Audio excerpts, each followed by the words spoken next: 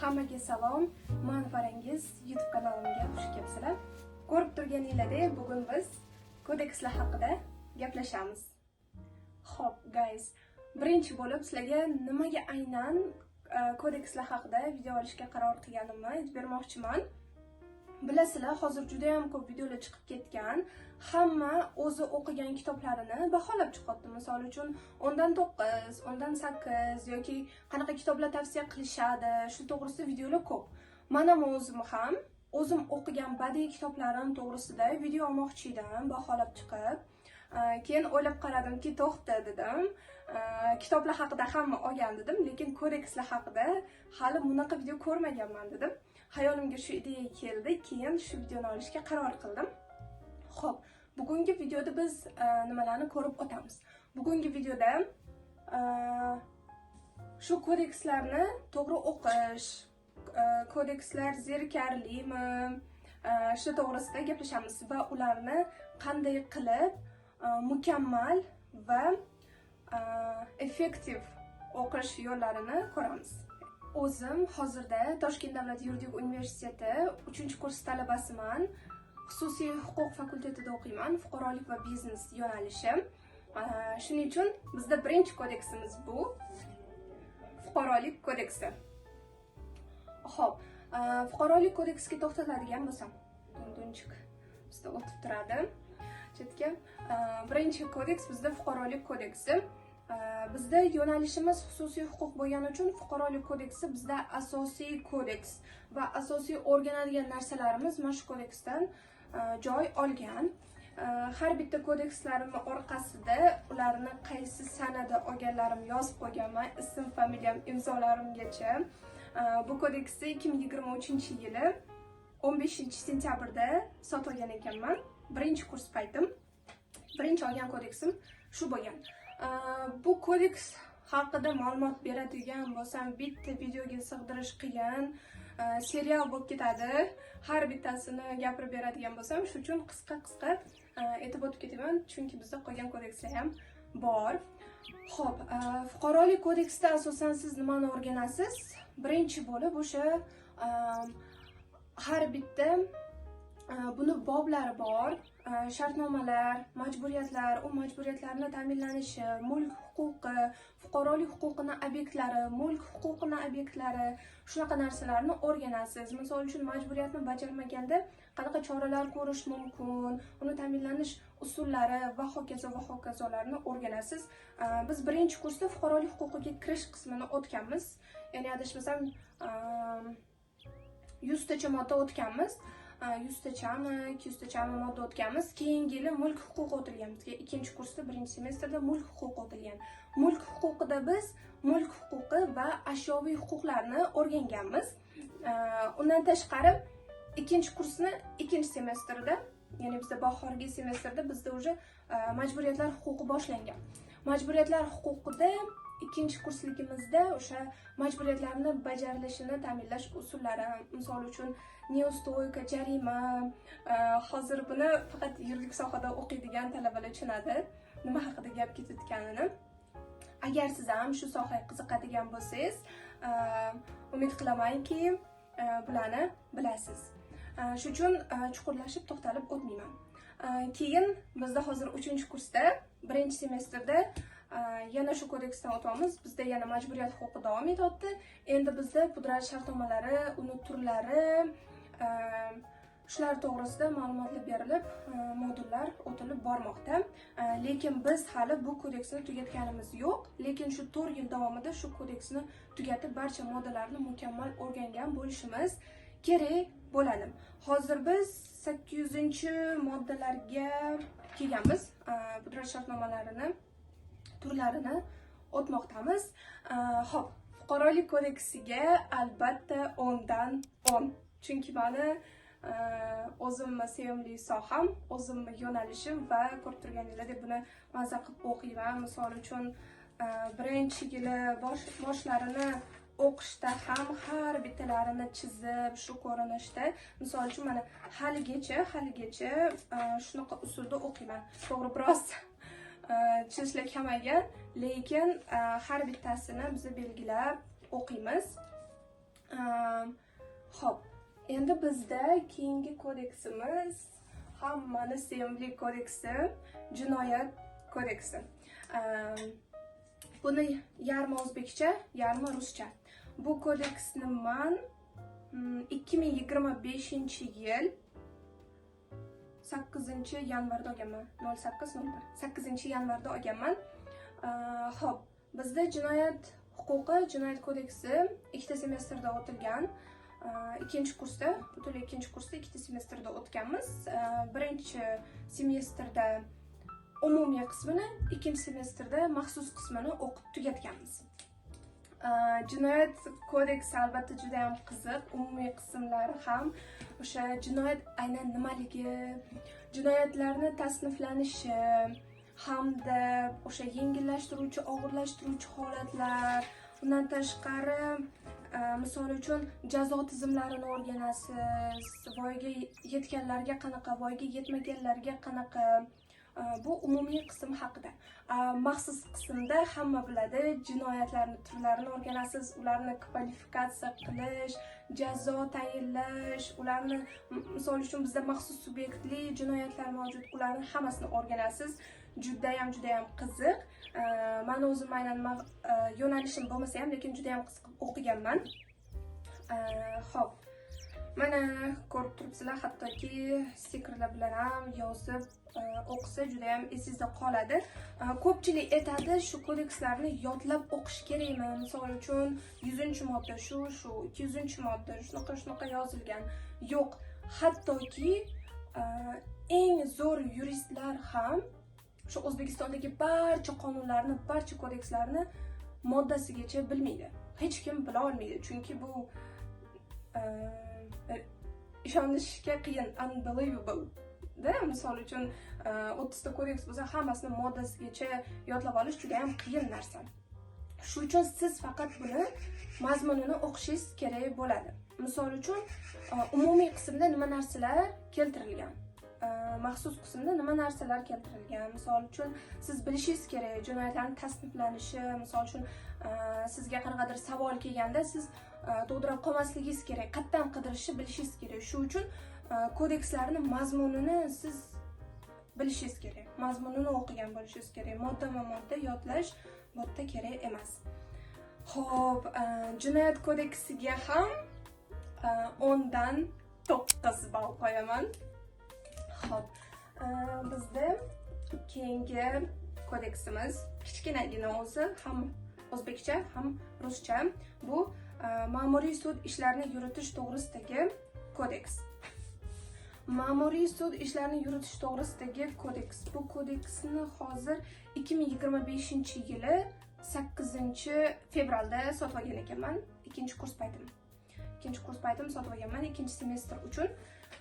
Bizda ikkinchi kursi birinchi semestr ma'muriy huquq o'tilgan. Uzr. Xo'p.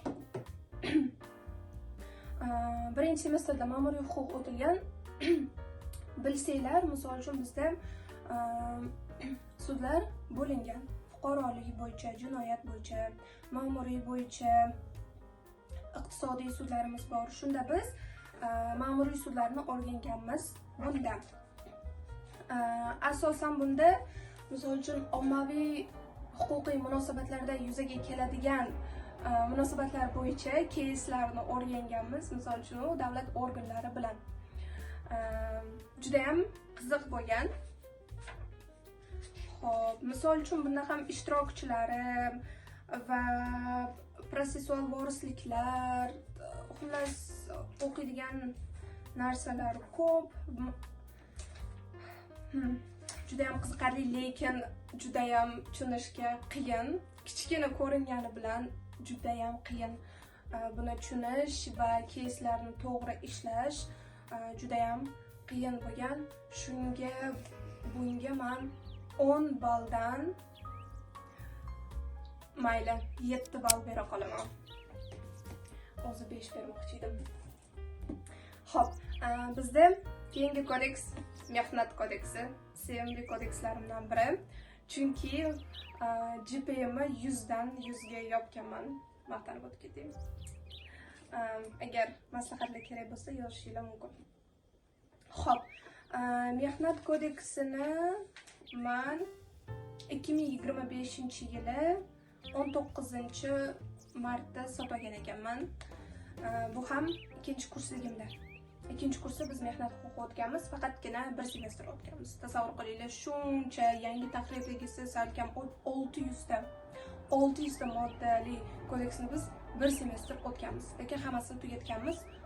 Ustozlar ham hammasini, даже har bir moddani bizga tushuntirib berishgan. Xo'p.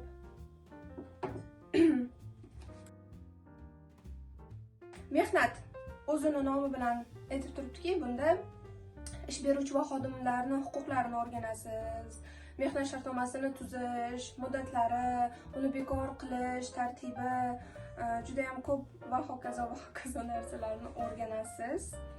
Misol uchun, ularni ta'tillari, yillik ta'tillar yoki ish haqini to'lash tartiblari, dam olish kunlari, juda ham ko'p narsani o'rganib olasizlar. Misol uchun, hozirda ham aynan shu mehnat sohasida juda ham ko'p keyslar bor. Odamlar bilmaydi. Misol uchun, ish beruvchi o'zini majburiyatlarini bilmaydi yoki xodim o'zini huquqlarini bilmaganligi tufayli qancha kelishmovchiliklar mavjud bo'ladi. Misol uchun, korxonalarda yoki ishga olishda yoki ishdan bo'shatishda o'zlarining huquqlarini bilmaydi. Misol uchun, kompensatsiya so'rash nimaligini bilmaydi yoki 2 oy davomida misol uchun ish haqqi miqdorida misol uchun pul olish kerakligidan, misol ish izlayotganida pul olish shunaqa huquqlarini bilmaydi. Shu uchun agar buni har bitta yurist o'qisa juda ham kerak narsa. Baribir ertaga yurist bo'lsangiz, mehnat sohasida ham sizga juda ham ko'p murojaatlar tushadi. Mehnat kodeksiga 10 dan 10 qo'yaman. Xo'p, bizda keyingi kodeks Jinoyat protsessual kodeksi. Jinoyat protsessual kodeksini men yaqinda sotib oldim. 2025-yil 18-sentyabr. Уже bir oygina bo'ldi, chunki bizda ikkinchi kursda jinoyat kodeksini o'tgan bo'lsak, endi biz protsessualni o'tyapmiz. Shunda 3-kursda protsessni boshladik-da biz.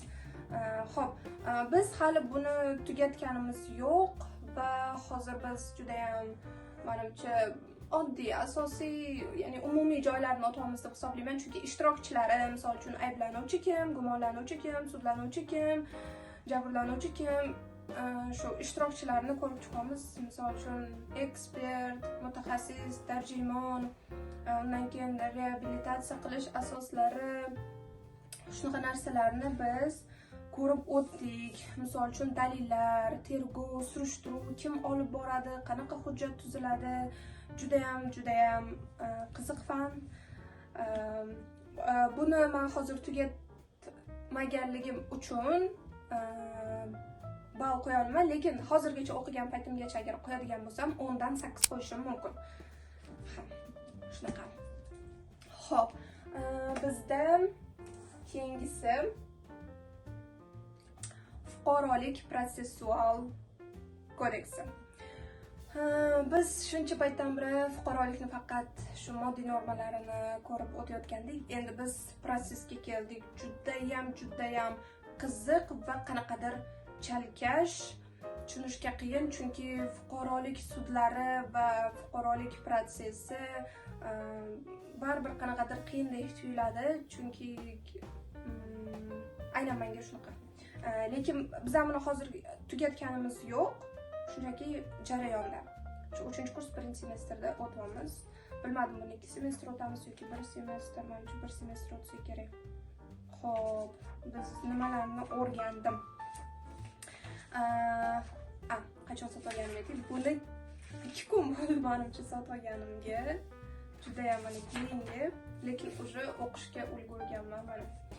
Buni 2025-yil shu yili 17-oktyabrda sotib oldim. Bu 3 kun oldin degan. 3 kun oldin sotib oldim.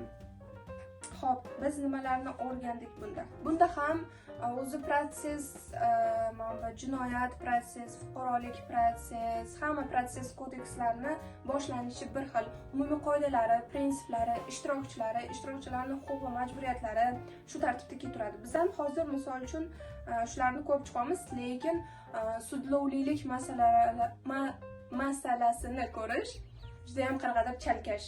Sudlovlilik ayniqsa, misol uchun bu degani o'zi da'vo arizasi javobgar yashaydigan joyga topshiriladi. Misol uchun o'sha hududdagi sudga topshiriladi, lekin uni istisno qiladigan holatlari bor. Istisno holatlari ham bir dunyo, ularni ham o'rganish kerak, ko'rish kerak, qaysi paytda da'vogar tomon, qaysi paytda javobgar. Xullas, little bit confusing. So biz va qarshi da'vo berish va undan keyin o'sha da'vo arizasida nimalar ko'rsatilishi kerak. Undan oldin sud ish yurituvi turlari. Bizda sud ish yurituv turlari 6 ta edi. Da'vo tartibida, buyruq tartibida, alohida tartibda. Ularni ham hammasini o'rganish kerak. Oh my god, shu uchun buni hali tugatganim yo'q. Hozir baholashlarim qiyinlik darajasi bo'yicha va tushunganlarim darajasida bo'ldi. Shunga bunga 10 dan 7 ball berib turaman. Chunki sal o'zim tushunmagan joylarim bor va qiyin albatta. Xo'p, bizda the last one is soliq kodeksi. Bizga 3-kursda soliq kodeksi o'tilyapti. Soliq kodeksini ham men yaqinda oldim, chunki bu siz imkoni yo'q edi. 8-oktyabrda sotib oldim. 8-oktyabrda sotib oldim. Soliq kodeksi. Xo'p, biz bunda nimalarni o'rgandik? Mana buni shu tarzda o'qimasdan boshqa iloji yo'q. Chunki juda ham qiyin tushunishga va juda ham kerakli. Bu faqat o'zbekchasi. Mana hajmini ko'rasizlarmi? Bu o'zbekcha va ruscha. Bu o'zbekchani o'zi. Xo'p. Soliq kodeksi haqida fikrlarim albatta qiyin va biz nimalarni o'rgandik? Juda ham ko'p moddalarini o'tdik. Misol uchun soliqlarning turlari va soliq to'lovchilarning huquq majburiyatlari, undan tashqari yirik soliq to'lovchilar va konsolidatsiyalashgan soliq to'lovchilar juda ham turi ko'p. Ularni har biri bo'yicha BMQ bor, PQ bor, hammasini o'qish kerak.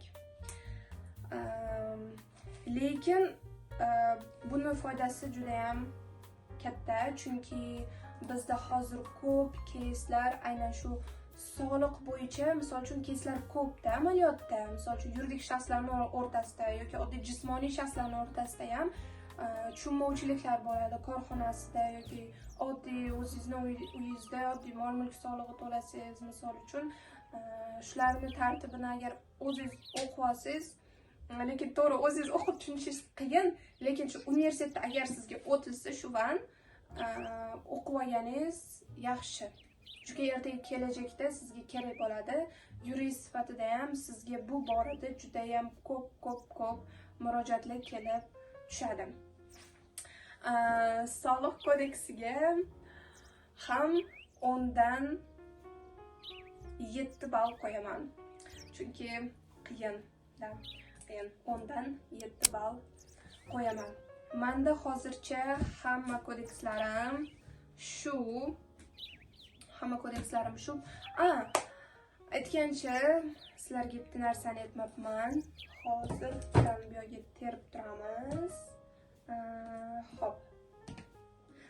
Mehnat kodeksi bo'yicha agar sizlar mehnat kodeksini yaxshilab o'zlashtirmoqchi bo'lsanglar, chunki misol uchun vaqtingiz yo'q bo'lishi mumkin bu 600 ta moddani o'tirib o'qib chiqqani.